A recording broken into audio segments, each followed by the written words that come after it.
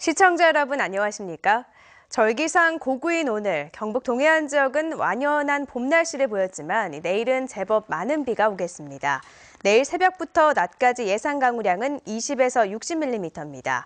오늘 낮 최고 기온은 울진 15.6도, 포항 경주 23도를 기록했지만 내일은 비가 내리면서 낮 최고 기온은 14에서 16도 분포로 오늘에 비해 최대 7도가량 낮아지겠습니다.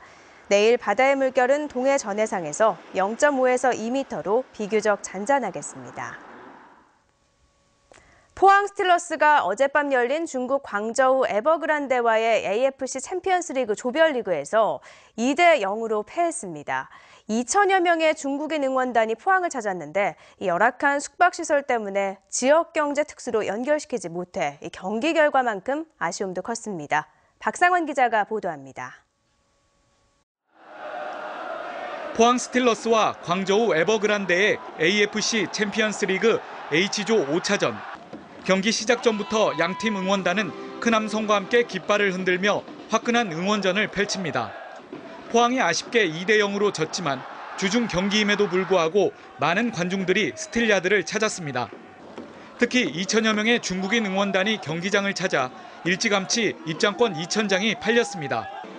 하지만 지역 경제 특수로 이어지진 못했습니다.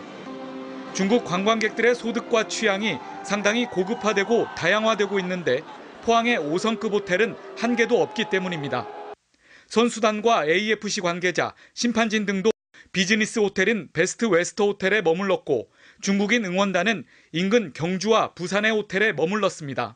不像因为没有太多酒店，我们在釜山住了一晚上，然后过来的。 모처럼 찾아온 호재를 빈약한 관광 인프라 때문에 눈뜨고 쳐다만 봐야 하는 상황입니다. 하지만 축구와 야구 등 새로운 스포츠 관광 상품의 가능성을 확인했습니다. 第一次来福建，虽然是为了看球来到这里，但是感觉这里特别漂亮，以后就是有机会还会再来这里。 중국 투자기업을 유치해 환호공원 안에 5성급 호텔 건립을 추진하는 등 숙박시설 확충과 관광객이 머무를 수 있는 인프라 구축이 시급해 보입니다. MBC 뉴스 박상환입니다. 최진철 감독이 새로 지휘봉을 잡은 포항 스틸러스가 혹독한 4월을 보내고 있습니다. 포항은 이달 들어 K리그 클래식 4경기와 아시아 챔피언스 리그 2경기 등 모두 6경기를 치러 2무 4패의 전적으로 최악의 성적표를 받았습니다. 특히 팀의 핵심 전력 손준호와 신화용이 부상을 당한 데다 팀의 자랑이던 조직력마저 무너지면서 최진철 감독이 강조한 스피드 축구도 보여주지 못하고 있어 팬들의 실망이 커지고 있습니다. 포항 설림병원 의료법인인 인산의료재단과 부산 최대 의료법인인 은성의료재단이 오늘 포항시청에서 인수합병을 위한 본계약을 체결해 병원 회생에 큰 물꼬가 튀었습니다. 이에 따라 법정 관리 중인 인산의료재단은 회생 계획안을 법원에 제출해 인가를 받은 뒤 채권단과의 협의를 거쳐 법원으로부터 승인을 받아 가능한 이른 시일 안에 법정 관리에서 벗어나기로 했습니다. 인산의료재단은 본 계약에 앞서 재직자와 퇴직자의 94%인 750여 명으로부터 회생안에 대해 동의를 받았지만 채권단의 강한 반발이 병원 정상화의 최대 과제가 될 것으로 전망됐습니다. 대하 고속해운의 관계사인 JH페리가 오는 22일부터 울진 울릉 여객선 노선을 운항하려 하자 대하로부터 영업권을 사들인 대저해운이 법원에 시간 변경 운항 금지 가처분 신청을 냈습니다.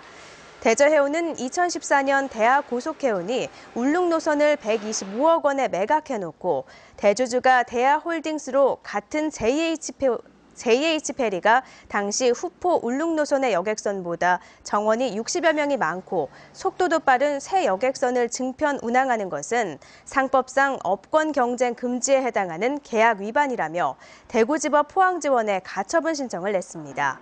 이에 대해 대하 측은 포항 울릉 노선을 매각한 대하 고속해운과 후포 신규 노선을 허가한 JH페리는 다른 회사여서 문제가 될 것이 없다는 입장입니다. 경주시 선거관리위원회는 지난 총선에서 후보자 TV토론회에 불참한 경주시 선거구 김석기 당선인에게 과태료 400만 원을 부과했습니다.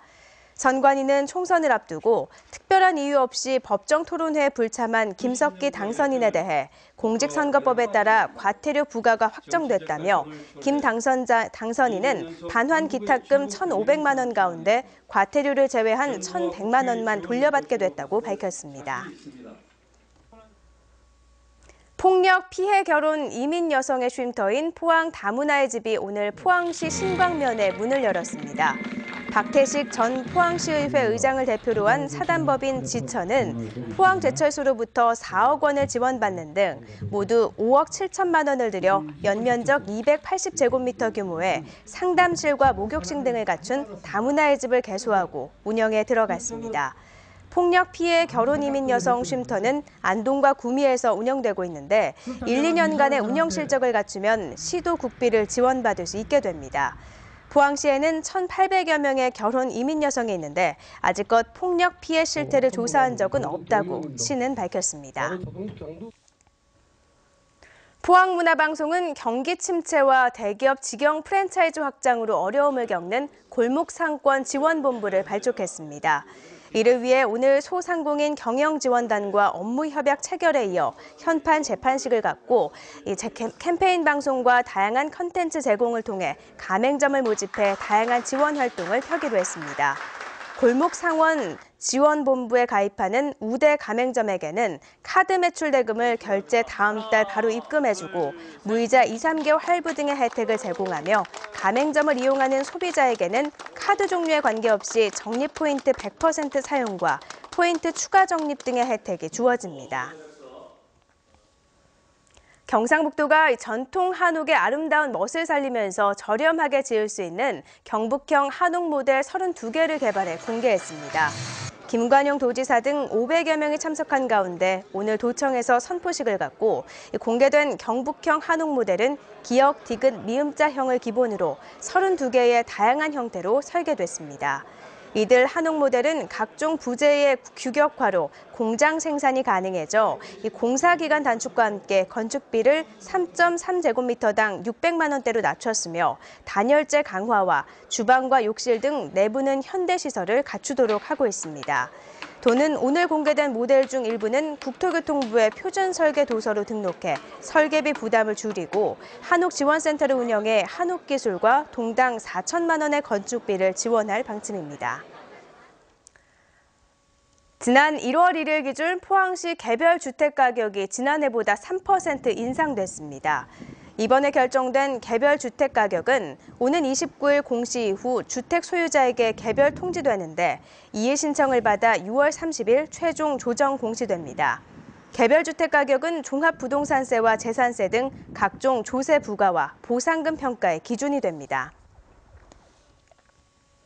한국수산자원관리공단은 방류 종묘 인증제 시행에 따라 국내에서 최초로 방류용 넙치 수정란을 분양한다고 밝혔습니다.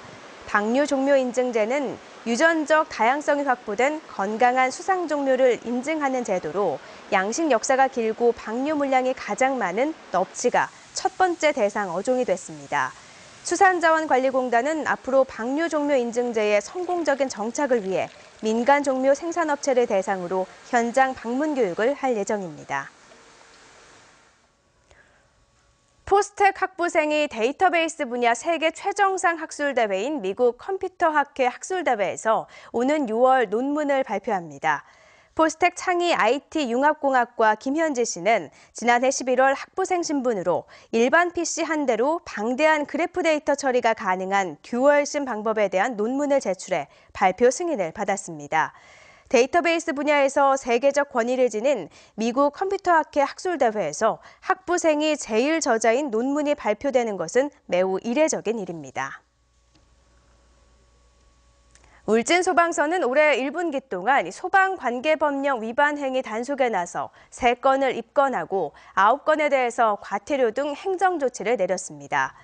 이번 단속에서 소방시설 자체 점검을 하지 않거나 조치명령 불이행, 소방안전관리자 미선임 등 사안이 무거운 3건은 검찰에 송치하고 나머지는 과태료 처분했습니다. 앞으로 대형 재난이 발생하면 피해자들은 현장 본부에서 의료비와 사망자 장례비 지원 등을 직접 신청할 수 있게 됩니다.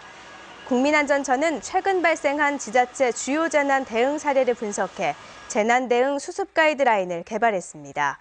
이에 따라 시군 구별로 재난 현장 인근에 부단체장을 본부장으로 하는 재난 현장 본부가 설치되면 부상자가 입원한 병원의 의료비 선지급 보증과 의료비 지원, 사망자 장례비 지원 등에 대한 서류를 시군 구청을 방문하지 않아도 현장에서 직접 신청할 수 있게 됩니다.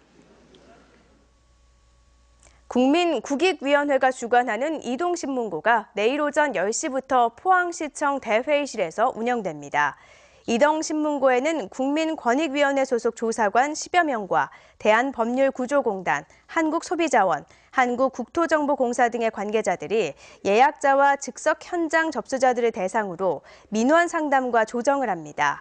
이번 이동신문고에는 50여 건이 접수됐는데 특히 포항시 흥해읍 마산리와 북송리 등 7개 마을 주민들이 흥해 우회도로를 뚝방형이 아닌 평면형으로 건설해 줄 것을 요구하고 있어 난색을 표하는 부산지방국토청과의 조정 여부가 주목됩니다.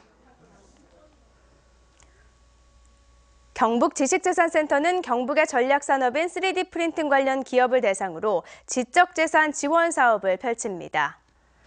이번 사업은 3D 프린팅 산업협회 경북지회가 컨설팅과 시제품 제작, 공동 마케팅 등을 지원했습니다. 이상으로 포항 MBC 이브닝 뉴스를 마칩니다. 고맙습니다.